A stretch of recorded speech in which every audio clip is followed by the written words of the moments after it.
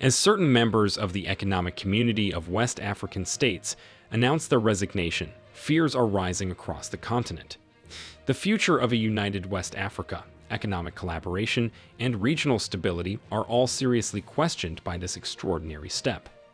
The recent decision by Mali, Burkina Faso, and Niger to exit the economic community of West African states, ECOWAS, due to inhumane sanctions, is at the top of the agenda. Since the bloc ECOWAS was founded in 1975 and developed into the principal political and economic force in the region, this is the first time nations are requesting to quit the bloc. Was this decision motivated by escalating frustrations, or are there underlying issues at play? Understanding the reasons behind this division and its potential consequences is essential to assessing the future of West Africa and its many countries. The military chiefs of Burkina Faso, Niger, and Mali have been warned of the challenges their population would face if they decide to leave the political and economic union. In the most recent events, the ECOWAS has encouraged these leaders to reconsider their choice. In recent happenings, just after the decision to quit ECOWAS by Niger, Mali, and Burkina Faso was made, the regional bloc ECOWAS held an emergency session and lifted travel, commercial, and economic sanctions imposed on Niger that were aimed at reversing the coup staged in the country last year. Following the bloc's meeting in Abuja, Nigeria, to address existential threats facing the region and to urge three junta-led nations that have quit the bloc to reverse their decision, Ibrahim Traore, president of the ECOWAS Commission, announced that the sanctions would be lifted immediately.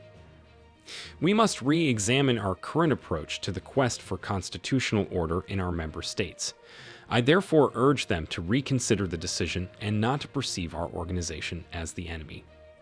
Tinubu, president of Nigeria, said.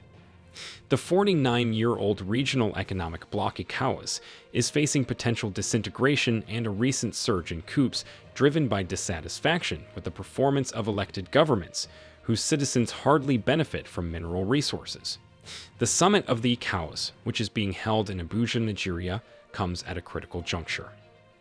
Analysts believe that ECOWAS will want to continue negotiations with the military leaders about the best ways to keep peace in the region, while the military commanders of the three countries focus on seeking out new alliances. There is no doubt about that. The ECOWAS's choice to use sanctions as its main tool to topple the coups occurring in Mali, Burkina Faso, and Niger has caused a deterioration in the bloc's relations with these nations.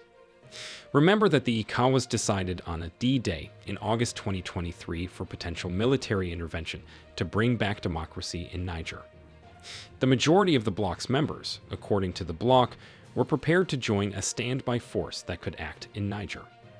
Captain Ibrahim Traore of Burkina Faso led these nations to establish a powerful alliance that prevented ECOWAS from invading.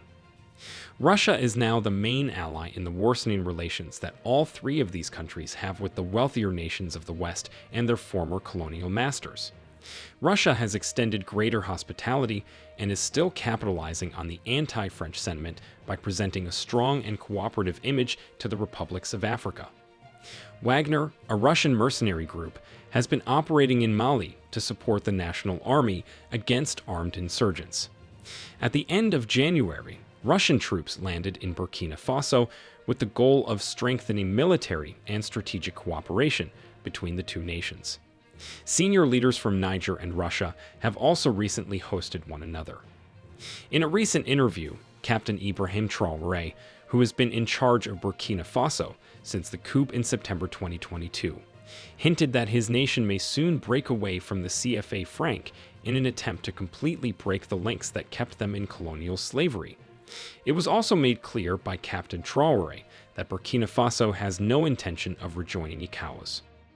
As evidenced by their repeated expulsion of French forces and withdrawal from a UN mission in Mali, Burkina Faso, Niger, and Mali shows autonomy over expediency. Even though analysts and experts think that quitting ECOWAS would be a more difficult and risky option than ditching the euro-pegged CFA franc, which would be seen as a bold step, their position on the CFA franc appears to be unchanging. In November of last year, the finance ministers of Niger, Mali, and Burkina Faso declared that they would explore the prospect of creating a monetary union. Though to varying degrees, the three countries' top leaders have stated that they are in favor of abolishing the currency. Among other things, they suggested setting up a joint stabilization fund and investment bank. It should be noted that the military chiefs of the participating nations are well informed and have the backing of the population. The partnership between Mali, Burkina Faso, and Niger holds immense potential for the future of West Africa. By pooling resources, expertise, and aspirations, these three countries will tackle common problems, promote regional integration, and achieve shared goals that would be difficult to achieve alone. The hopes for a more peaceful, economic, and sustainable future for the Sahel region are brightened by the common goals and efforts of Mali, Burkina Faso, and Niger toward regional integration. Together, these nations can overcome their difficulties and build a brighter future for their people. Do you think ECOWAS will be able to convince Niger, Mali, and Burkina Faso to change their decisions? Tell us what you think in the comment section below, and please do not forget to subscribe and like this video. Also turn on the notification bell to get notified when we upload informative videos like this one. Thanks for watching.